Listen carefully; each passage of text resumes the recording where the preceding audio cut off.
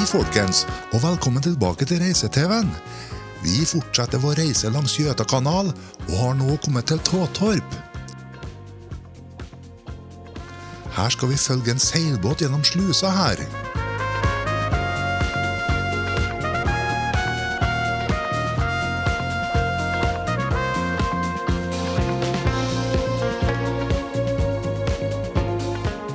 Dette er en av 2 sluser langs kanalen som fortsatt betjenes manuelt. Her finnes altså ingen hydraulikk som åpner og stenger sluseportene. Under høysesongen blir alle oppfordret til å bidra til åpning og lukking av slusa her. Det blir tross alt noen runder for slusevakta i løpet av en dag når det stadig vekk passerer båter her.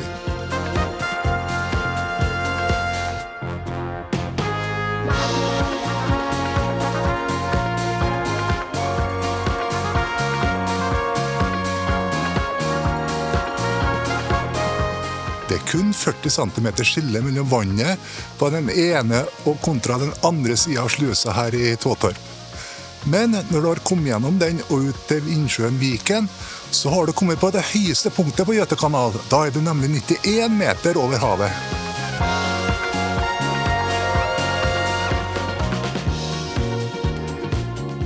Man finner også en bobilparkering med utsikt rett mot Gjøta kanal her i Tåtorp. Den har dog litt begrenset med fasiliteter. De kan vel kort og godt oppsummeres med det her bildet.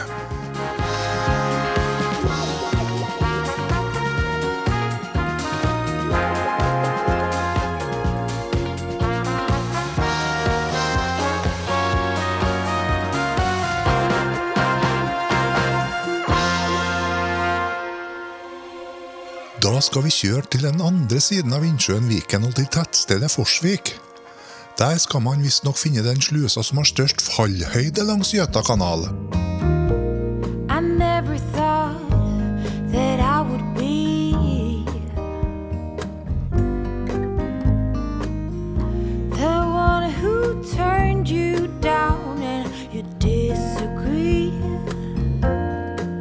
We've been on and off, you were never mine to keep. Da har vi kommet til slusene i Forsvik. Her startet man å bygge Gjøta kanal i 1810. Slusa ble ferdigstilt i 1813 og er kanalens eldste. Omtrent 500 soldater jobbet i 3 år for å fullføre den.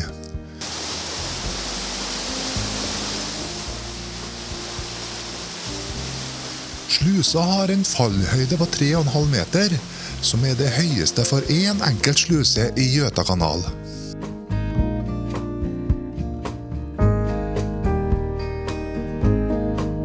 Yes, I fell in love with you and tried my best to make you love me. And now that you say you want me, oh. Nå skal vi kjøre til byen Karlsborg, som ligger ved innsjøen Vetteren. Der finnes det en bobilparkering hvor vi har tenkt å overnatte.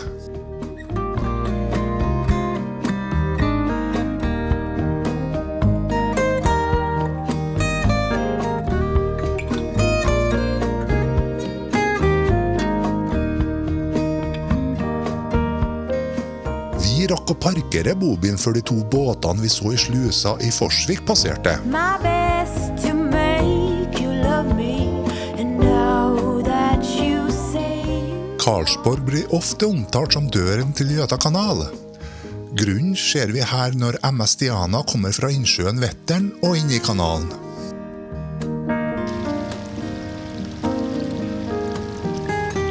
Den nesten 100 år gamle kanalbåten er konstruert for å passe akkurat inn i slusene her. Med sin lengde på 31 meter og bredde på 7 meter, så fyller hun helt opp slusekamrene.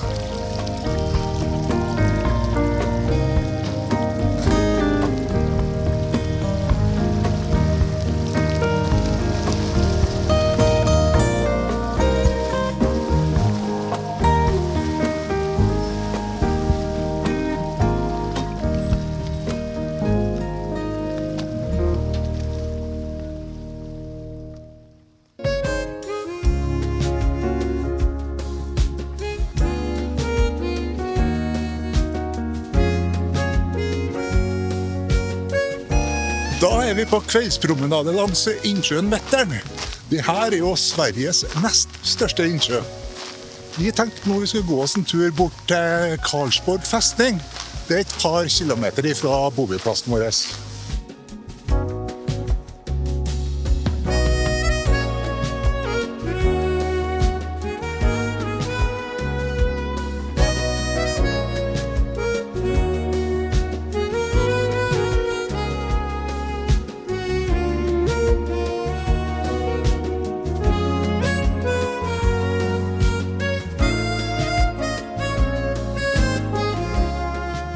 Vi gikk ikke inn på selve festningsområdet, da vi ble litt usikre på om vi var velkommen der med kameraet vårt.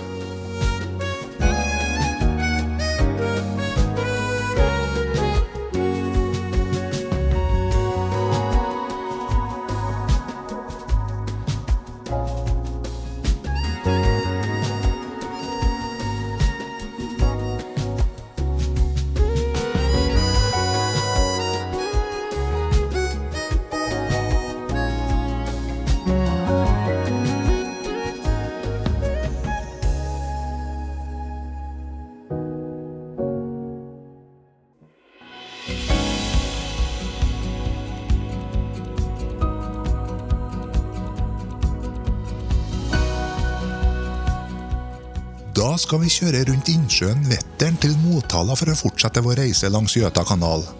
Men først skal vi ta en liten avstikker til Vadstena, som ligger et par mil sør for Motala.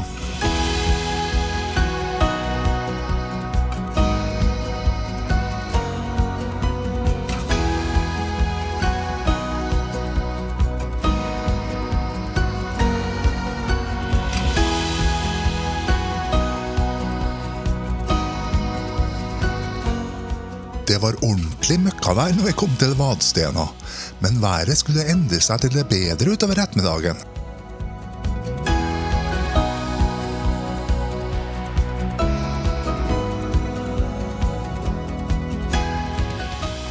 Da har vi kommet til Vadstena, og bak meg her så ser du Vadstena slott. Dette slottet ble faktisk bygd av Gustav Vasa i 1545, og det gjorde han for å beskytte Stockholm mot angrep sørenfra. Innenfor murene finner vi blant annet et slottsmuseum. Det arrangeres også konserter her om sommeren.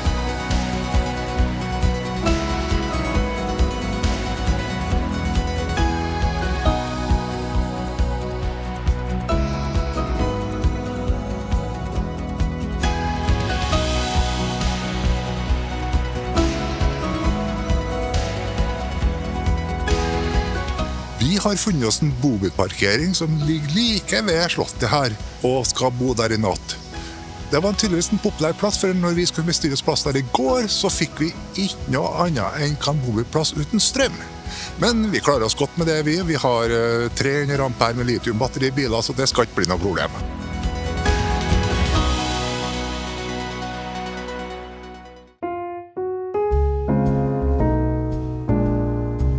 Vadstena er en liten by i svensk målestokk med litt i underkant av 6000 innbyggere. Her finner man et koselig sentrum med masse historie. Blant annet så er det et rådhus her som ble bygd på 1400-tallet. Dette er Sveriges eldst bevarte rådhus.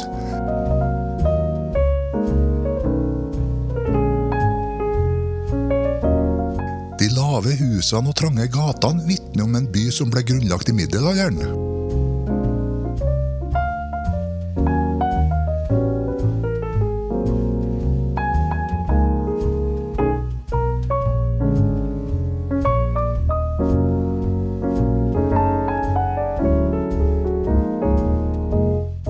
Dette er klosterkirka i Vadstena. Den ble bygd av Birgitta Birgersdatter på 1300-tallet. Dette var en driftig dame som ikke bare bygde kirke, men hun dro også ned til paven og fikk tillatelse å etablere en egen orden her. Etter sin død så ble hun kåret til helgen av den katolske kirka. Og derfor så har hun fått tilnavnet Den hellige Birgitta, eller Sankta Birgitta.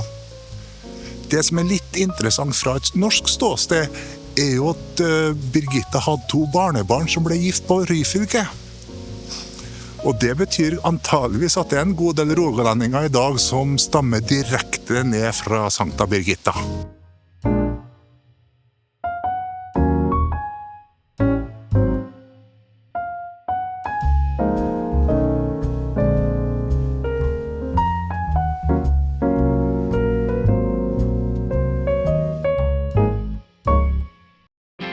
Walk together down the streets of our home. It's been forever, a long time that I've been gone. The feelings come easy as we start a new day, and I know what I should say. I love you from a beating heart.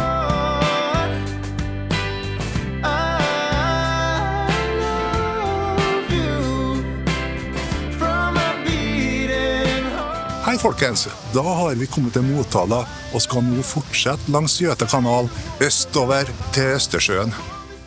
Men først så skal vi rusle oss en tur til sentrum av byen. There ain't no excuses to keep from falling in love, and I can never get enough. Motala regnes av mange som Göta kanals hovedstad. Her starter altså den østre delen av kanalen som går tvers gjennom Østergötland. Også her finner vi en bolig for slusevakta, akkurat som ved mange av de andre slusene. From a beating heart. When I hold your hand, Det var et yrende folkeliv I byen når vi var der. Det var tydeligvis et arrangement som foregikk. so many things to say, but no words to explain. Vi tok en tur innom Motala Motormuseum. Her det ikke bare biler og motorsykler som utstilt. Man finner også gamle skrivemaskiner, radioer og TV-apparater. Fabrikken til Luxor Radio holdt jo til her I Motala, så da det kanskje ikke så rart at det var mange objekter utstilt fra denne radioprodusenten. Yeah, yeah.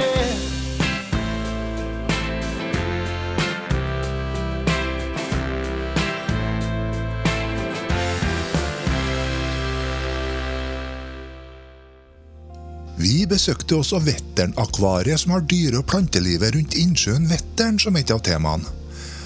Men man finner også tropiske fiskearter her.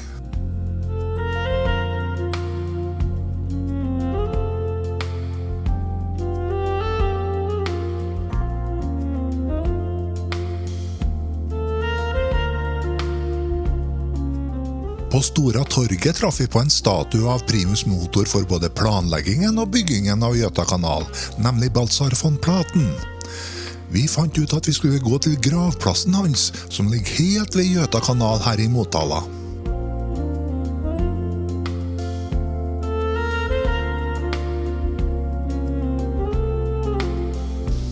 Det her gravplassen til Baltzar von Platen.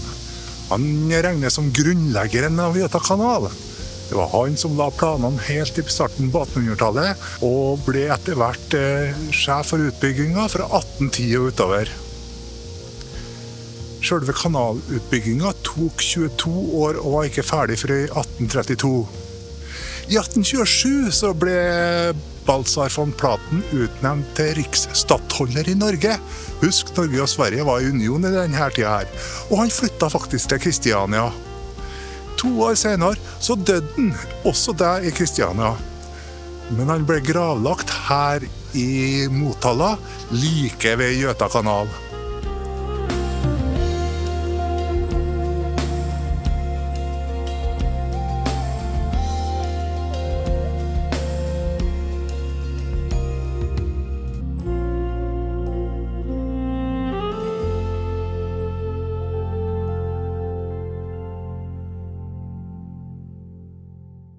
Under the city lights, dear, you're so pale, but when the light falls, Da det en ny dag, og vi skal bevege oss videre. Men først må vi få tømt gråvannstanken og toalettet. purple skies and plains, my sweetheart.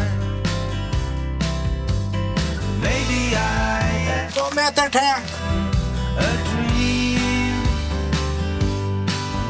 I wish the setting sun, dear, will forever stay in our hearts. Old memories are fading while we're watching purple skies and flames, my sweetheart. Maybe I am in a dream.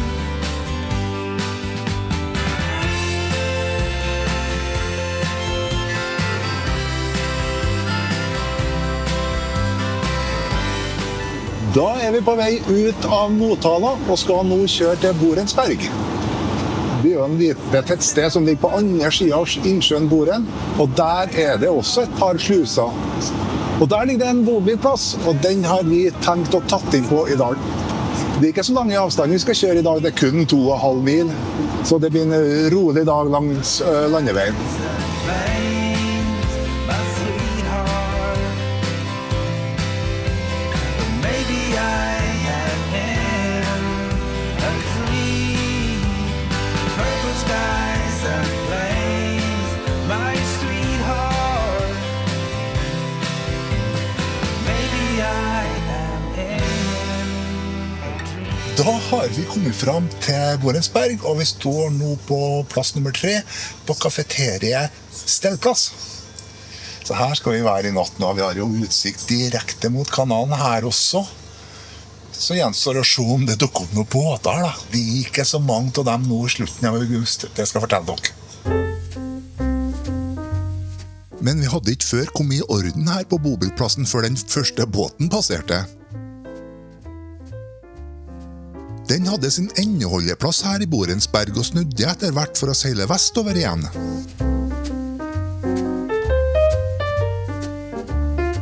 Bobilparkeringen her i Borensberg en av flere hvor man må booke plass på forhånd via hjemmesiden til Göta kanal. På de fleste plassene langs kanalen betalte vi 350 svenske kroner per natt. Det alt også her på kafeteriet Stellplass. Da strøm og all service til bobilen inkludert.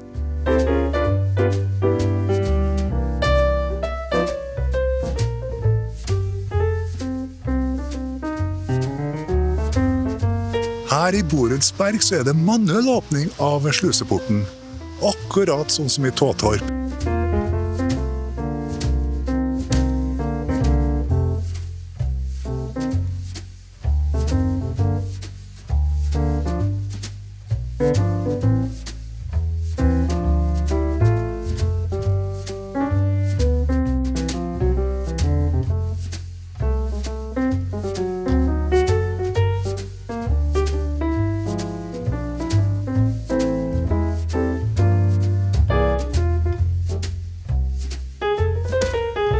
Det bor ca. 3000 personer i Borensberg. Vi tok en kjapp runde i tettstedet før vi gikk tilbake til kafeteriet. Der ble det selvsagt en ekte svensk fika.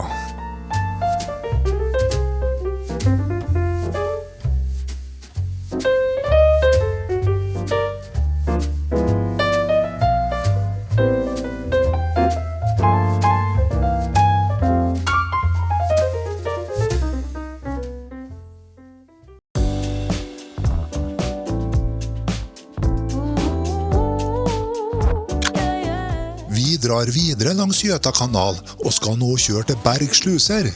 Det her den mest besøkte attraksjonen langs hele kanalen. Know what to say.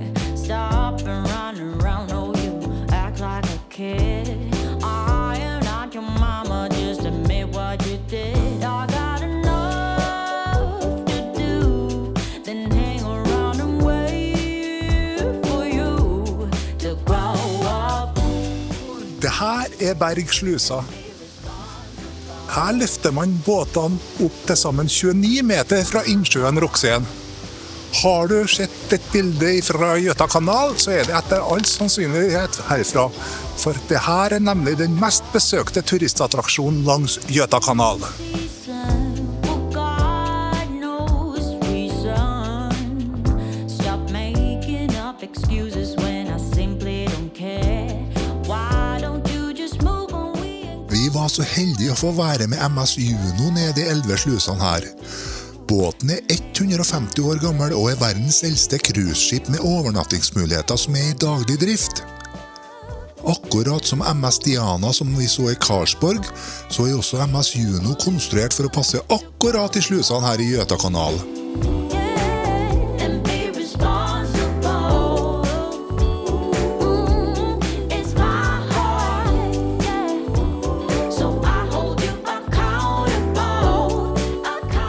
Det kreves en god del koordinering og godt sjømannskap når man skal manøvrere en såpass stor båt gjennom slusene her. De har ikke så store marginer å gå på.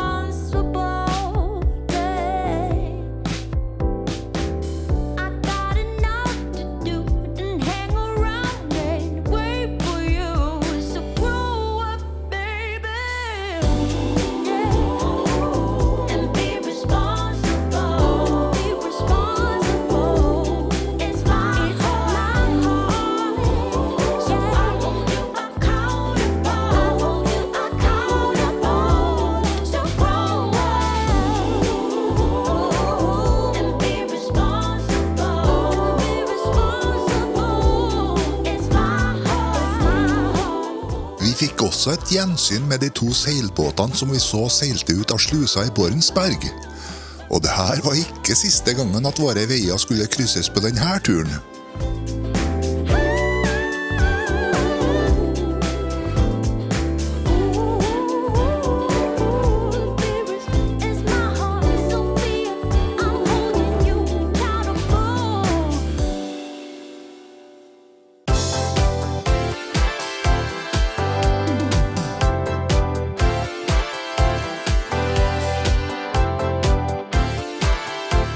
Da skal vi kjøre fra Berg til Norsholm, som ligger på andre siden av innsjøen Roksén.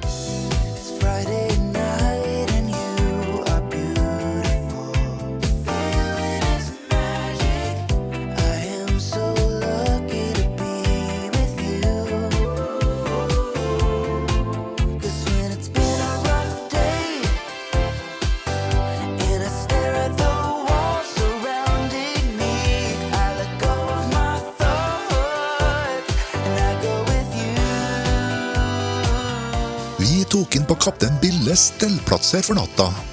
Der fikk vi den siste ledige plassen ut mot Gjøtakanal.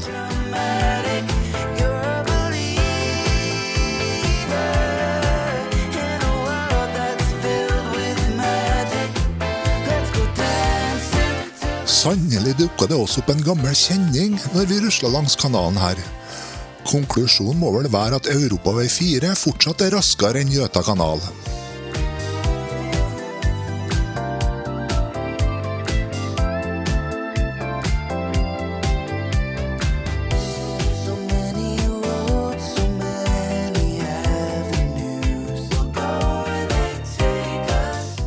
Ferden går videre til Mem, som er endepunktet til Gjøtakanal ved Østersjøen.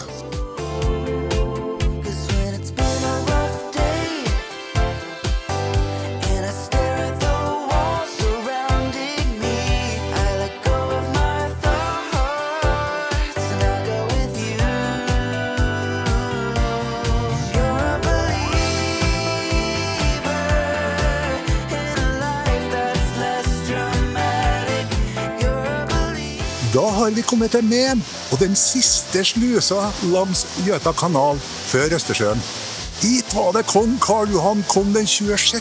september i 1832 for å åpne Gjøtakanal.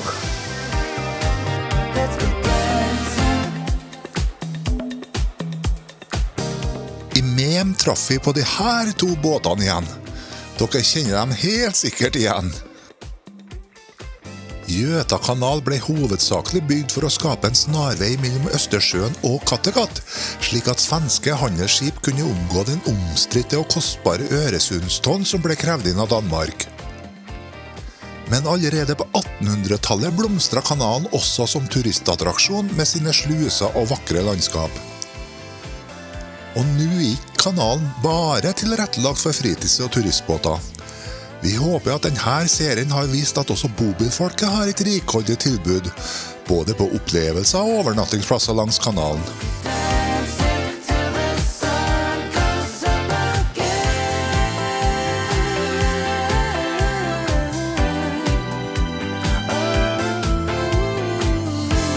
Og dermed så er også vår reise over langs Göta-kanalen. Nå skal vi fortsette langs østkysten av Sverige. Så heng med, så får du se hva som skjer.